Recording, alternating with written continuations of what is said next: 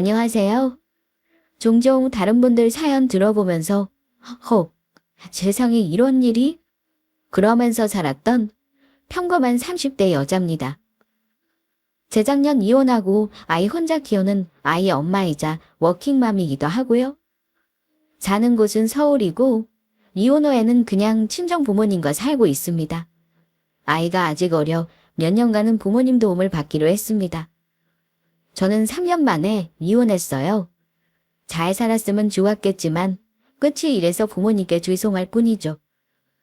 우리 친정의 빌부터 노릴 거 다 노리고 살면서도 뒤로는 뒤통수 치레했던 남편만 생각하면 아직도 지가 떨립니다. 사실 전 남편을 콩밥 먹이고 끝냈어야 하는데 말이죠. 친정엄마가 저 말려서 겨우 참고 이혼하고 끝냈네요. 합의 이혼으로 조용히 끝내려 할 것만 끝까지 뻔뻔하게 구는 남편이 너무 꼴보기 싫어서 진짜 형사 고소까지 하려고 했었는데요. 엄마, 그 인간이 절대 이혼은 못 해주겠대. 계속 이러면 이 자식 이혼 소송하고 형사 고발까지 해서 그냥 콩만 먹여버릴까? 법적으로 조회하는 걸 안 줄 수는 없지. 양육비는 압류도 가능하다더라. 협의 안 되면 이혼 소송에서 재산 목록 다 확인하고 이혼해야지 별 수 있겠니? 그래도 형사 고소는 다시 생각해봐. 단시일에 끝나는 것도 아니고 네가 불려다니려면 아마 힘들 거다. 그래도 네 아이 아빠잖니? 네 마음은 알겠지만 그렇게까지 하지 말자. 깔끔하게 갈라서는 걸로 정리하고 있자. 응? 친정엄마는 사위가 아무리 미워도 아이한테는 아빠라며 전과자 만들기는 싫으셨던 것 같습니다. 어쨌든 제가 이혼한 건 파렴치한 남편이 첫 번째 이유였고 남편보다 더 파렴치하고 욕심덩어린 시집 식구가 두 번째 이유였습니다. 저의 이혼 스토리를 얘기하자면 저에 대한 얘기를 간단히 해야 할 것 같아요. 저희 친정집은 딸만 셋이고 제가 첫째 딸입니다. 친정아빠는 사업을 하고 계세요. 큰 기업은 아니고요. 직원 100명 있는 작은 회사입니다. 아빠는 제가 아빠 밑에서 일을 배우길 바라셨지만 저는 적성에 맞지 않는 일을 도저히 못하겠더라고요. 그래서 둘째 동생이 졸업하자마자 아빠 회사 들어가 일 배우다가 결혼해서 이미 아이가 둘이나 있습니다. 제부는 결혼해서 다니던 회사 사직하고 아빠 회사 들어갔고요. 지금은 중요한 자리에서 아빠 사업 물려받을 준비하고 있어요. 저는 제 전공 살려 따로 하는 일이 있고요. 동생은 대학교 졸업하자마자 저보다 먼저 결혼하게 됐지만 동생이 저보다 먼저 결혼하는 거에 대해 저는 불만 없었습니다. 제부와 동생이 나이 차이가 8살이나 나기도 했고 그때만 해도 저는 결혼에 대해 아예 계획이 없었어요. 누굴 만나 연애도 안 할 때였습니다. 막연히 결혼은 무조건 내가 사랑하는 사람과 하겠다는 생각만 갖고 있었습니다. 그랬던 제가 짧은 연애만 하고 급하게 결혼한 이유는요. 부끄럽지만 고백을 하자면 사실 저는 혼전 임신으로 서둘러 결혼하는 바람에 남편 집안 분위기를 파악할 시간적 여유가 없었습니다. 친정집이 초상집 분위기였다면 남편 집은 잔치집 분위기였다고 할 정도로 저 결혼할 때 양가 분위기가 달랐어요. 왜냐면 양쪽 집 경제적 수준이 너무 많이 차이가 났거든요.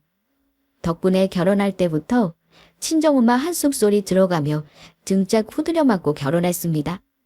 일찍 결혼할 생각은 저도 없었던 저는 남편 만나 1년 연애하다가 예상치 못하게 아이가 생기는 바람에 결혼을 하게 된 거고요.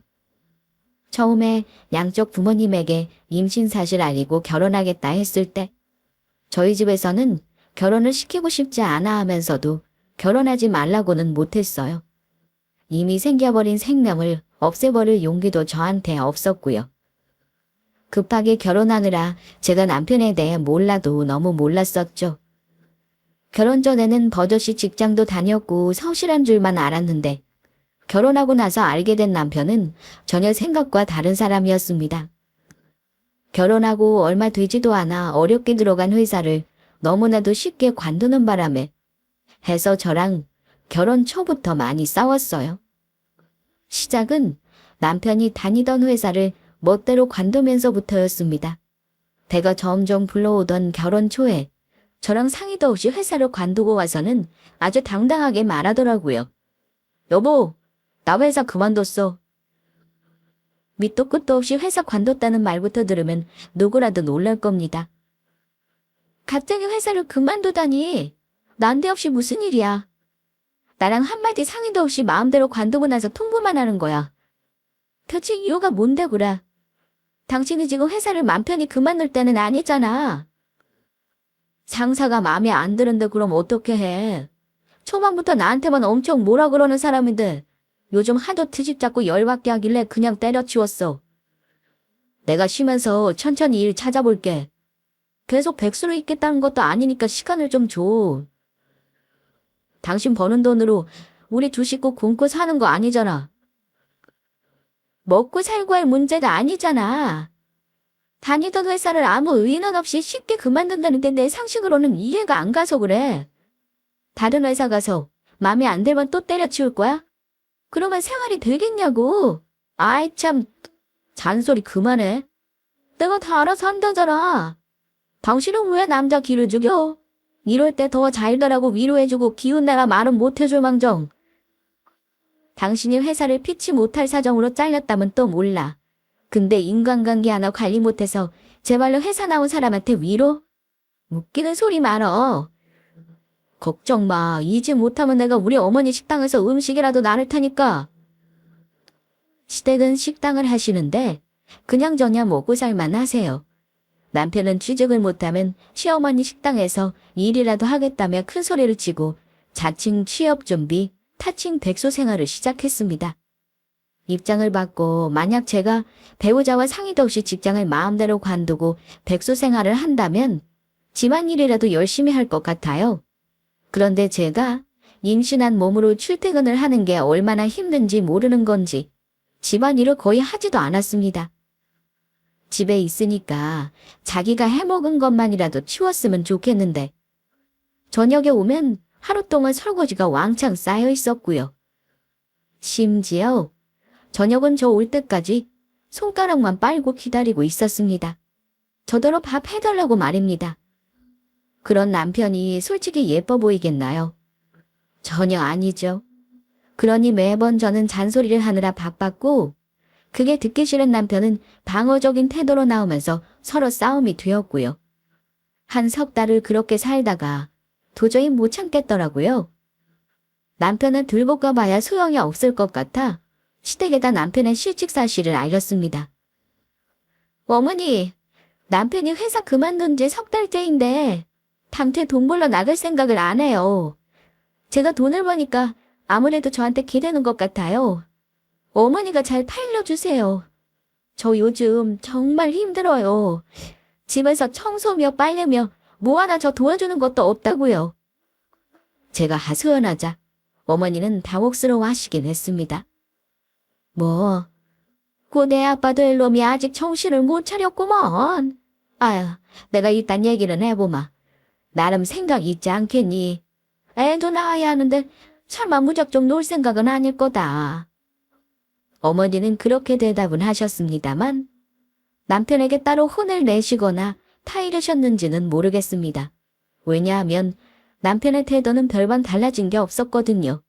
그런데 얼마 후에 어머니가 우리 부부를 집에서 식사나 함께 하자며 부르신 일이 있었습니다. 갔더니 시어머니, 시아버지, 남편, 여동생 다 있었고요. 그냥 임신한 며느리가 하소연한 게 안쓰러워 부르신 줄만 알았던 저는 아무 생각 없이 밥만 먹느라 바빴고요. 그런데 밥을 다 먹기도 전에 시아버지가 갑자기 이런 말을 저한테 꺼내시는 겁니다. 예, 세야가. 내가 현우 저놈 회사 사표 냈다는 말은 전해 들었다. 우리도 마음이 안 좋아서 몇 날 며칠을 머리 싸매고 고민했지 뭐냐. 물론 네가 제일 힘들겠지만 말이다. 오늘 너 부른 건 그것 때문에 할 말이 있어서야. 남편이 회사 그만둔 것 때문에 부르신 거면 남편을 따끔하게 혼내실 일이지. 저한테 할 말이 뭐가 있나 싶었습니다. 네 아버지 회사 말이야. 거기에 한 자리를 좀 부탁하면 안 되겠니? 생각해보니 쉬운 방법이 있는데 왜 그런 생각을 못했나 싶어. 고생해가며 모르는 사람 밑에 들어가 일하느니 가족인 친정아버지 회사 들어가 돈 벌어주는 게 100번 1000번 좋은 일 아니겠냐. 시아버지가 남편을 친정아빠 회사에 취직시켜달라는 말을 하시길래 저는 일단 제 입장을 말씀드렸습니다. 저희 아빠 회사고 집안일이긴 하지만 제가 회사 일에는 전혀 관여를 안 해서요. 그건 좀 어려울 것 같아요, 아버님. 그리고 가족이 같은 회사에 일하는 게 더 불편할 수도 있고요. 이미 제 동생 부부가 아빠 일을 물려받을 생각으로 하고 있거든요. 그랬더니 시어머니가 끼어드시면서 이러시더라고요. 아니, 가족이 같이 일하는 회사가 뭐가 불편하다는 거니?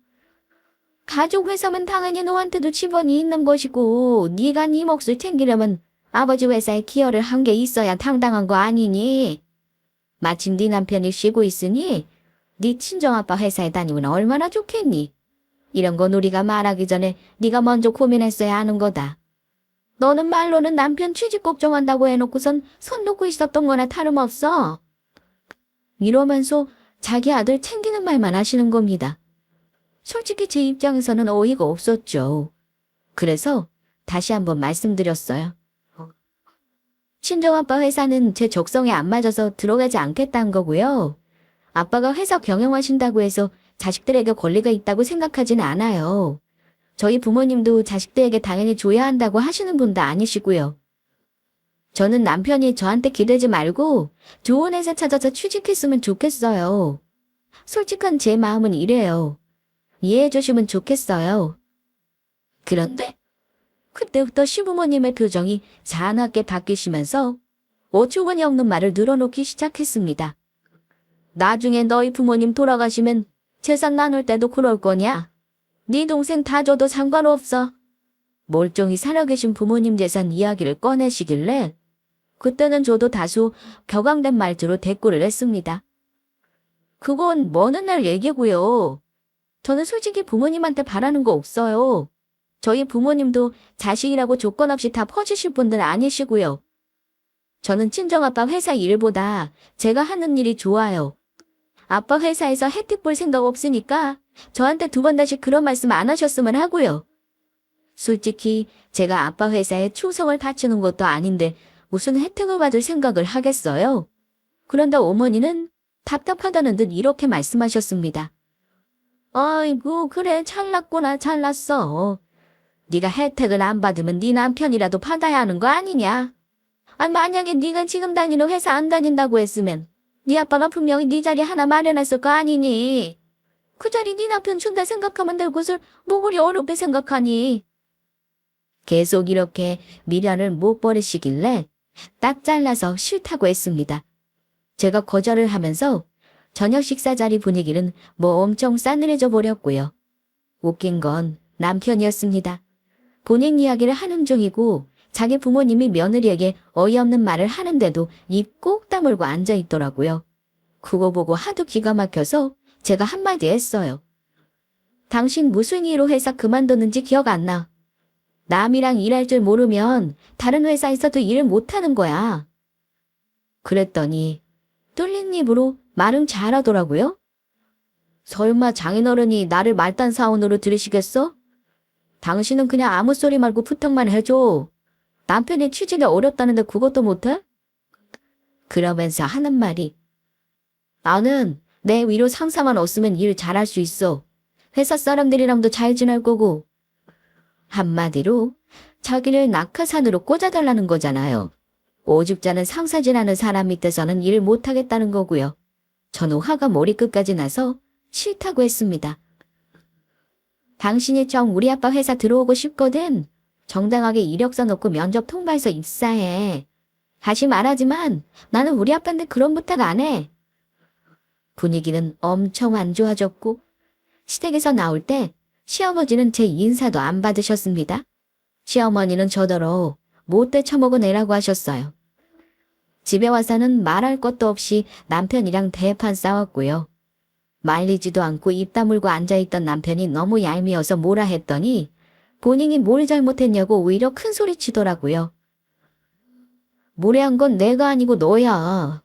나는 우리 부모님 편든 것도 없고 당신이 우리 부모님한테 눈 똑바로 뜨고 거절할 때도 아무 말 안 했다고. 너무 화가 나서 결혼해서 처음으로 크게 싸우고 가방만 챙겨 친정으로 나와버렸습니다. 갑자기 연락도 없이 가방 들고 친정에 온 딸을 보고 부모님은 얼마나 놀라셨겠어요? 자세히 얘기는 안 했지만 아마 싸웠다는 걸 눈치채신 것 같았습니다. 일단 하루 마음을 가라앉혔고 진정되고 나서 친정 부모님께 자초지정을 말씀드렸습니다. 남편은 임신한 아내가 집을 나갔는데도 문자나 전화 한 통이 없었고요.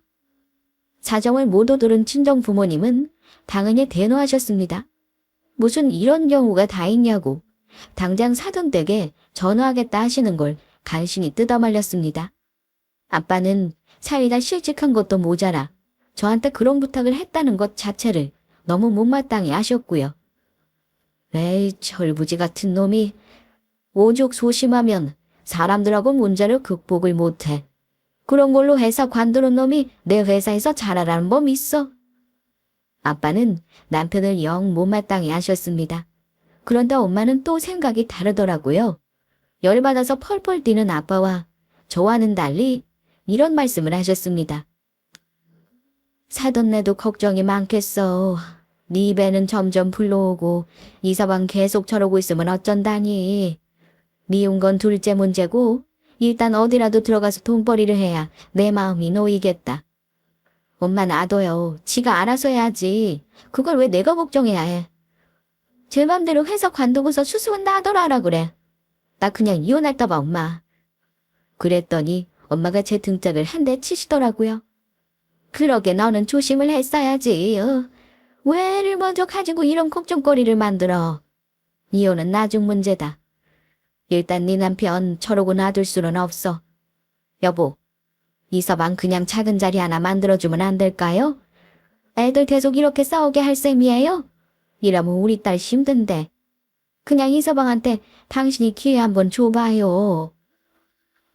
엄마는 아빠에게 남편이 일할 자리를 하나 만들어 달라고 하셨습니다. 남편이 예뻐서 그런 건 절대 아니죠.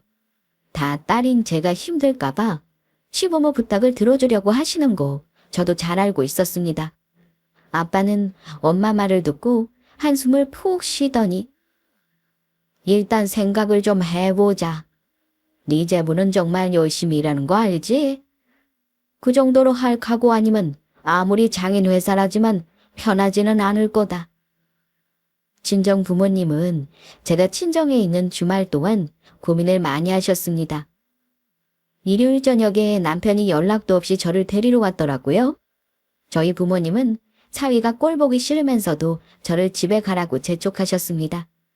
친정에 너무 오래 나와 있으면 책 잡힌다는 말을 덧붙이시면서요. 그러면서 아빠가 남편에게 말씀하셨습니다. 자네, 내 회사에서 일하면 문제 안 일으키고 열심히 할 텐가? 저도 놀랐지만 남편은 눈이 휘둥그레지면서 아빠에게 넙죽 절이라도 할 기세였습니다. 네, 장인어른. 우리 가족에서는 몸을 다 바쳐 일해야죠. 저 사실은 집사람이랑 결혼하기 전부터 장인어른 일 배우고 싶었습니다. 걱정 마세요, 장인어른. 주어지는 대로 열심히 해보겠습니다. 처음부터 너무 높은 자리는 기대하지 말게. 아무리 내가 회사 사장이라고 해도 직원들 보는 눈이 있으니 그럴 순 없어. 당분간 우리 둘째 사위 부서에서 일을 한번 배워봐. 자네 부모님께는 잘 말씀드리고 만약 자네 입에서 못하겠다는 말 나오면 다시는 나 못 볼 줄 알게. 여부가 있겠어요? 장인어른 정말 감사합니다.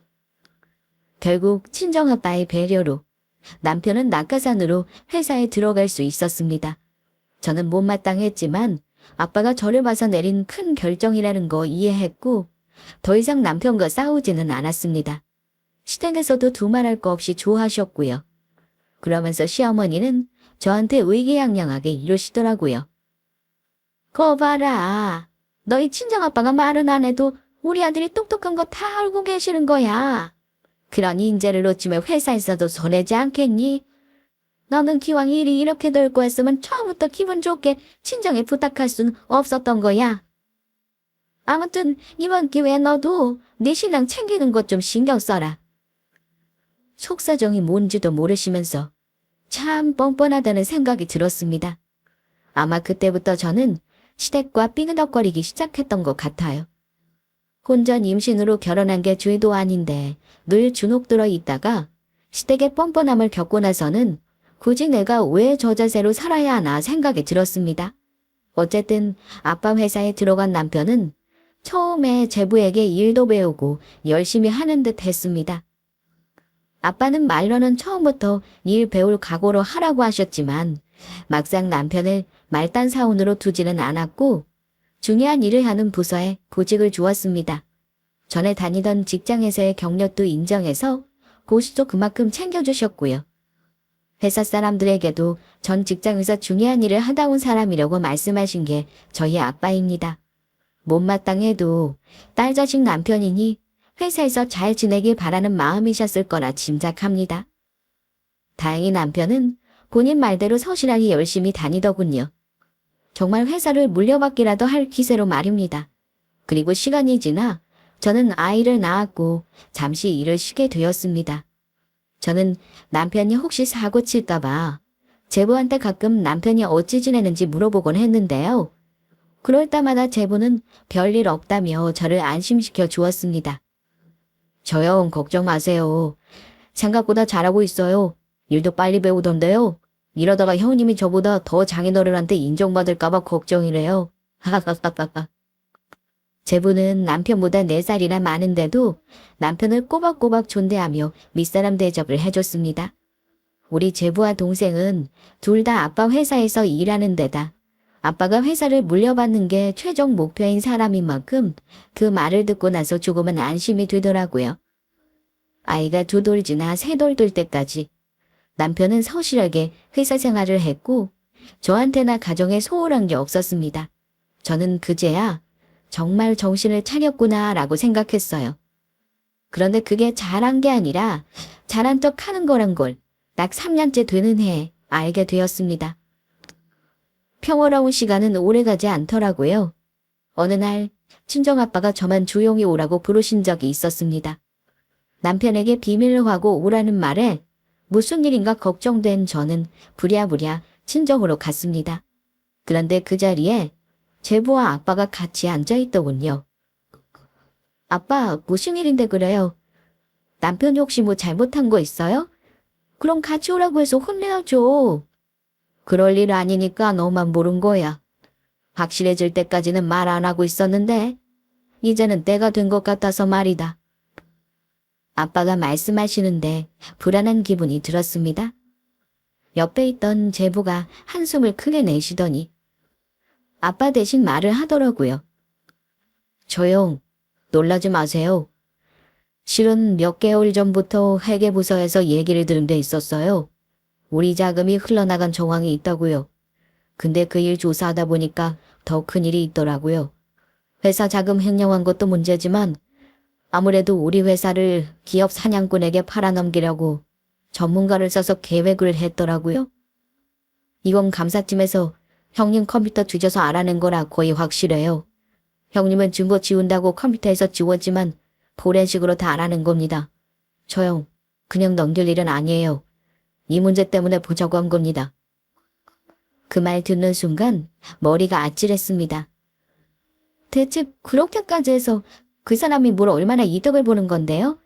횡령한 금액은 대체 얼마고요? 대략 2억 정도 되는 것 같아요. 자료를 검토해보고 거래업체에 전화를 해봤는데요. 몇 년 전부터 거래하던 업체고 꾸준히 자금 회수가 됐는데 장부에는 자금 회수가 안 된 것으로 처리되었더군요. 그런 식으로 조금씩 자금이 나갔더라고요. 아주 고전적인 횡령 수법이에요. 형님이 이런 쪽 일을 해봐서 빠삭하게 알았던 것 같네요. 원래 일반 사원이 그랬다면 당장 해고하고 고소했겠죠. 그 상권 청구도 했을 테고요. 그래도 형님은 가족이니까 마지막 기회를 줘보려고 하는 거고요. 횡령한 돈 도로 가져다 놓으라고 처형이 얘기해 주셔야 합니다. 돈이 없다고 한다면 분명 책임을 져야 할 거고요. 조회는 그 정도 선에서 덮을까 해요. 아빠는 심란한 얼굴로 말씀하셨습니다. 더 이상 이 서방을 우리 회사에 둘 수는 없다. 내가 이번 일도 너무 스트레스 받아서 병원 시세까지 진 거 알고 있니? 언젠가는 내가 결단을 내릴 거였지만 이제 차근차근 둘째네한테 회사 물려줄 철자를 밟으려고 한다. 그건 너도 이해하지. 회사 팔아먹으려고 한 건 우리가 막았으니 지금은 수습이 됐어. 그건 걱정하지 마라. 하지만 회사 돈 횡령한 건 그냥 넘어갈 수가 없어. 회사를 팔아먹으려고 했던 자세한 내막은 모르지만 어쨌든 남편은 횡령한 돈으로 아빠 회사까지 팔아넘기고 막대한 이득을 취할 준비를 했던 것 같습니다. 저는 엉엉 울면서 아빠에게 말했습니다. 아빠, 제가 어떻게든 빼돌린 돈 가져오라고 말할게요. 회사 자르는 건 그 인간이 감수해야죠. 넘치 없지만 그래도 애아빠니까 감옥 가는 일만 없게 해주세요. 마지막으로 부탁드릴게요, 아빠. 아빠와 제부는 난감해 하셨지만 남편을 감옥까지 보낼 생각은 두 사람도 한 것 같지는 않았습니다. 저는 바로 남편에게 가서 모든 사실을 얘기했고요. 남편은 이미 감사팀에서 본인이 쓰던 컴퓨터를 가져갔을 때부터 범죄 행각을 들켰을 거라는 걸 눈치챈 듯 했습니다. 아마 머리 굴려가며 변명거리를 만들어내느라 바빴을 테고요. 제가 울면서 남편 등짝을 때리며 어쩔 거냐 했더니 한다는 소리가 돈만 그대로 채워넣으면 상관없지 않냐고 뻔뻔하게 대답하는 겁니다. 너무 기가 막혔습니다. 그동안 아빠와 제부가 남편을 신뢰했던 것에 대한 배신을 하고도 남편은 잘못을 뉘우치는 기색이 없었습니다. 오히려 더 뻔뻔하게 나오더군요. 설마 장인어른이 나 감옥에 쳐넣겠어.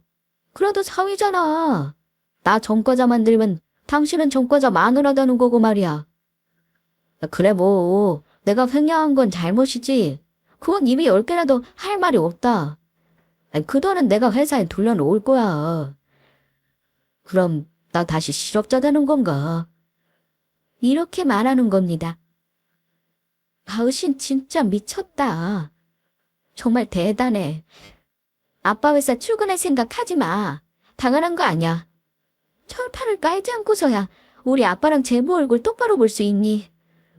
도대체 그 큰 돈은 왜 야금야금 빼는 거야? 이제 우리 집안에서 당신이 덕볼 일은 없어. 아빠가 회사 우리 제부랑 동생에게 물려주겠다고 선언하셨으니까 헛된 꿈 꾸지 말고 다른 일자리나 알아봐. 이럴 줄 알았지. 장인어른은 처음부터 나를 못마땅히 하셨어. 나한테 회사 맡길 생각은 애초부터 없으셨던 거 내가 모를 줄 알아? 일만 잘 됐으면 몇십억 챙길 수 있었는데 아깝다. 끝까지 정신 못 차리는 남편 보면서 그때 이혼을 생각했습니다. 친정에 저런 피해를 준 인간을 애아빠라는 이유로 참고 살기는 싫었습니다. 너 당장 내 집에서 나가. 그리고 빼돌린 돈 당장 이번 주까지 가지고 와. 그러기 전에는 이 집에 한 발짝도 못 들여놓을 줄 알아. 당장 나가. 나가라면 누가 못 나갈 줄 알아? 그래, 알았어. 그 잘난 돈 내가 그대로 가져와서 돌려줄게. 호기롭게 외치고서는 짐을 챙겨 어디론가 가버리더군요. 시댁으로 갔을 거라 생각했습니다. 빼돌린 돈을 다 썼을 리는 없을 테고 어딘가 놔뒀다면 일단 돌려받는 게 급선무였습니다. 그래서 일단 시댁에도 사실을 알려야겠다고 생각했습니다. 당장은 제가 너무 정신이 없는 상황이라 남편이 돈을 가지고 오면 얘기해야겠다 싶었어요. 일단 남편이 회사에 잘린 사실도 아셔야 하는 거니까요. 그리고 저는 남편에게 이혼을 요구할 결심을 했습니다. 그런데 계획을 시행에 옮길 새도 없이 시어머니가 먼저 저희 친정에 쳐들어왔습니다. 저도 엄마 전화 받고서야 급하게 친정에 갔고요. 갔더니 시어머니는 잔뜩 화가 난 얼굴로 거실 혼자 앉아 계셨습니다. 아마 쫓겨나온 남편에게 무슨 얘기를 들으신 것 같았습니다. 그런데 남편이 자기 잘못을 쏙 빼놓고 뭔가 다르게 알고 찾아오신 듯 했고요. 시어머니는 다짜고짜 친정아빠에게 큰 소리로 따지기 시작하셨습니다. 내가 대충 얘기는 들었습니다. 아들이 그러던데요. 이 집에서 자기는 찬밥이라고요. 사돈댁이 아무리 찰나기로써니 사람을 그렇게 우습게 보고 회사를 나가게 하면 되겠습니까? 그 말을 듣고 아빠는 헛웃음을 지었습니다. 대체 무슨 말을 듣고 오신 건가요? 이서방이 뭐라고 했는지 어디 얘기를 한번 들어봅시다. 그랬더니 어머니가 술술 하시는 말씀이 뭐였는 줄 아세요? 이 집 둘째 사위가 회사를 물려받는다지요. 우리 아들이 뼈 빠지게 3년을 일했는데 고작 자기는 회계부서 과정으로 끝날 것 같다고 한탄을 했다 이거예요. 사돈 아무리 그래도 잠모도 위아래가 있는 법 아닙니까? 어찌 맞사위가 있는데 둘째 사위한테 회사를 물려준다고 할 수가 있나요? 그 말 듣고 어느 누가 일할 맛이 나겠어요? 그래서 때려치웠다고 합디다. 어제 며느리랑 싸우고는 내쫓겼다고 집에 왔는데 제가 억장이 무너집디다. 어쩜 이럴 수가 있나요, 사돈? 있는 집이라고 남의 집 아들 그렇게 무시하는 거 아닙니다. 저는 몸 함부로 굴리다가 애까지 뺏어온 며느리 받아준 사람이에요. 아빠는 시모의 마지막 언사를 듣고는 그때부터 예의고 뭐고 차릴 생각이 없으셨습니다. 지금 뭐라고 했어요? 누가 몸을 함부로 굴려요? 애는 뭐 우리 딸 혼자 만든 겁니까? 대개 아들 간수 못해서 남의 귀한 딸 인생을 망쳐놓은 건 생각 안 해요. 아빠 말에 시모 역시 절대 치지 않았습니다. 아무튼 저는 딴 거 없어요. 우리 아들 열심히 한 거 보상은 해줘야겠습니다. 회사 집은 우리 아들한테도 나눠주세요. 제 할 말은 이게 다입니다. 그때 아빠는 갑자기 자리에서 일어나시더니 방에서 서류뭉치를 가지고 오셨습니다. 그리고 어머니 앞으로 서류를 내밀었어요. 다 확인해보라면서요. 이서방이 왜 내 회사를 못 물려받는 건지 정확히 아셔야겠네요. 자, 이 서류들 뭔지 아세요? 사돈댁 잘난 아들이 내 회사 돈 횡령하고 그것도 모자라 회사를 팔아먹으려 했던 증거 자료예요. 당신 아들 콩밥 안 먹게 해준 것만 해도 감사하게 생각해야 할 겁니다. 그래도 우리 딸 남편이고 외손주 아빠라 봐준 거예요. 계속 이런 식으로 나오시면 저도 자비 베풀려던 마음이 없어지네요. 그냥 법대로하고 감옥에 그럼 쳐넣을까요? 그랬더니 시모는 손을 벌벌 떨면서 못 믿겠다는 듯 서류를 하나하나 확인했습니다. 아빠는 시모에게 한마디 더 하셨습니다. 다 알았으면 당장 가서 당신 아들한테 우리 회사 돈 2억 받아서 가져와요. 그거 이번 주까지 안 가져오면 우리도 어쩔 수 없어요. 경찰에 고소할 거고 그놈은 감옥 가야 할 겁니다. 그리고 우리 딸, 당신 아들한테 못 맡깁니다. 이혼시킬 거니까 그렇게 하세요. 당연히 손주도 우리가 데려올 거고요. 그쯤 되니 사태 파악이 되었나 봅니다. 시어머니는 조금 전까지 기세등등하던 모습은 없어지고 아빠에게 싹싹 비셨습니다. 아이고 사돈, 내가 이런 것도 모르고 실례를 했네요. 우리 아들이 그런 놈이 아닌데 분명 누가 뒤에서 조종한 사람이 있지 않을까요? 그놈이 그 큰 돈을 왜 가져갔을까요? 그럴 리가 없는데. 사돈, 혹시 그 둘째 사위랑 짜고 치다가 우리 아들한테 떠넘기는 거 아닙니까? 지 아들이 그렇게 머리 좋은 놈이 아니에요. 분명 음모가 있습니다. 빌어도 모자랄 판에 그 상황에서도 아들을 감싸며 제복까지 의심하는 말을 하는 겁니다. 정말 모는 애는 뭐만 보인다더니 어쩜 생각하는 게 저럴까 싶었습니다. 아빠는 기가 막혀 하셨고요. 사돈댁, 참 힘들게 사십니다. 대체 그런 생각은 어디서 나오는 겁니까? 말도 안 되는 소리 하지 마세요. 우리 둘째 사위가 그동안 이서방한테 얼마나 잘했는지 아세요? 4살이나 어린 놈을 깍듯이 형님 대우해주고 일하는 것도 허물없이 다 알려준 사람입니다. 대개 아들보다 100번 1000번 훌륭한 사위예요. 그러니 내가 맘 놓고 회사를 물려주지요. 쓸데없는 말 말고 당장 돌아가서 돈부터 가져와요. 그러자 어머니는 정말로 자리에 주저앉아 아빠 바지가랑이를 붙잡고는 사정을 하셨습니다. 사돈, 알겠습니다. 사돈 말이 100번 맞아요. 제가 집에 가서 어떻게든 우리 아들 빼는 돈은 마련해 오겠습니다. 그러니까 애들 이혼만은 시키지 말아주세요. 손주 녀석 아빠 없이 자라는 꼴을 보실 수 있나요? 절대 안 됩니다. 제발 이혼만은 시키지 말아주세요. 그렇게만 해주시면 제가 앞으로 며느리를 아주 떠받들고 살겠습니다. 네? 그런 말 마세요. 애당초 굴러먹었습니다. 손주놈은 모질이 아빠 밑에서 크느니 우리 가족 안에서 자라는 게 나아요. 할아비가 모자란 거 없이 키워줄 텐데 아빠 없다고 아쉬울 거 없네요. 내 할 말은 다 했으니 그렇게 하시고 돌아가세요. 그 주에도 시어머니와 친정 부모님은 한참을 실랑이 했고 겨우겨우 집에서 내보냈습니다. 아마 시집 식구들도 난리가 난 듯 했습니다. 남편은 자기 엄마가 우리 집에 찾아갈 거라고는 생각을 못 했었나 봐요. 제가 얘기한 거 듣고 나서는 망연자실하는 것 같더군요. 아빠는 아무리 사위라 하더라도 감옥 보내는 것도 진지하게 고민을 하셨고요. 그런데 일주일 후 시어머니가 남편이 횡령한 돈을 직접 가지고 저희 집에 오셨습니다. 남편 놈이 그러더라고요. 있는 돈 없는 돈 다 끌어모아서 모자라는 돈은 엄마가 마련한 거라고요. 저한테 볼멘 소리를 하길래 제가 그랬습니다. 그래도 당신 엄마는 자식 감옥 안 보내려고 저렇게 애쓰시잖아.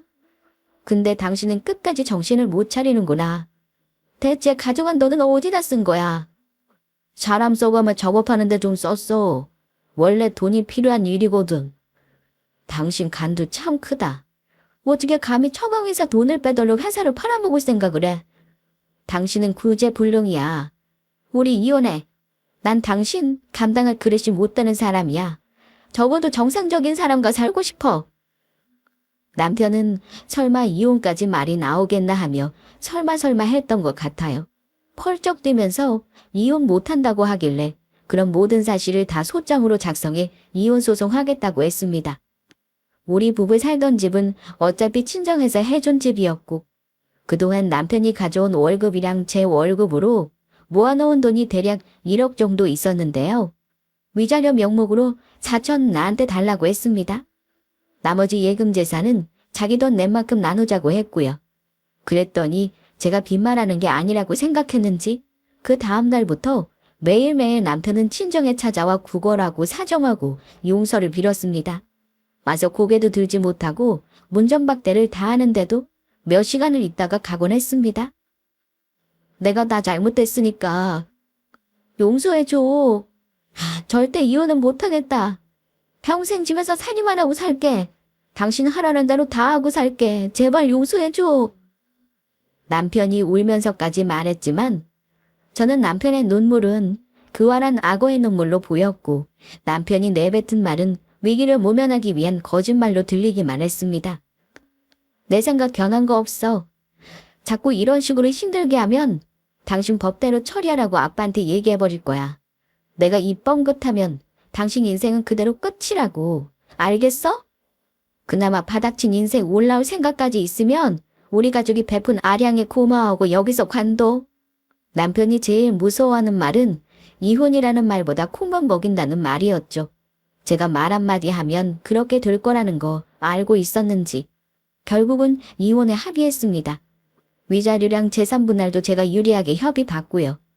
아이가 아빠를 보고 싶다면 어쩔 수 없겠지만 솔직히 말해 아이한테 아빠 안 보여주고 싶었습니다. 그래서 양육비도 일시 청구할까 고민해봤어요. 그런데 그건 친정엄마가 반대하시더라고요. 그래도 철년인데 자기 뿌리는 알아야 하고 나중에는 아빠를 찾게 되어 있다면서요. 그래서 면접 교섭은 한 달에 한 번 하기로 했습니다. 숙려 기간이 아이가 있으면 반년이나 되더군요. 그 기간 동안 시어머니에게 얼마나 협박과 회유를 당했는지 모릅니다. 그러다가 나중에는 한참을 우시면서 내가 미안하다. 모든 게 아들 잘못 키운 내 탓이야 하시더군요. 그게 진심인지 아닌지는 아직도 모르겠습니다. 협의 이혼은 당사자끼리 의견만 맞추면 끝인 줄 알았는데 모든 이별이 그렇겠지만 참 더럽게 힘들었습니다. 결코 아름답지 않았어요. 서로의 밑바닥을 확인하는 과정이었으니까요. 우리 부부의 결혼을 망친 가장 큰 이유가 뭐라고 생각하세요? 물론 이런 결혼을 한 제가 제일 병신이긴 하지만 저는 욕심 많고 염치까지 없는 남편과 그 가족이라고 생각합니다. 아마 그런 일이 없어도 언젠간 이혼할 인연이었을 것 같기도 하고요. 전 남편은 우리 아빠 회사가 아니라 다른 회사에서도 분명 큰 사고를 칠 인간이었을 겁니다. 어쨌든 모두 지나간 일이 되었고 이제는 아이와 잘 살아야 하니까요. 제 결혼과 이혼을 모두 옆에서 지켜보고 저를 이해해 주신 친정 부모님과 제 동생들에게 익명의 공간을 통해 고맙다는 인사를 전하며 사연 마치겠습니다. 긴 사연 들어주신 구독자분들께 감사드립니다.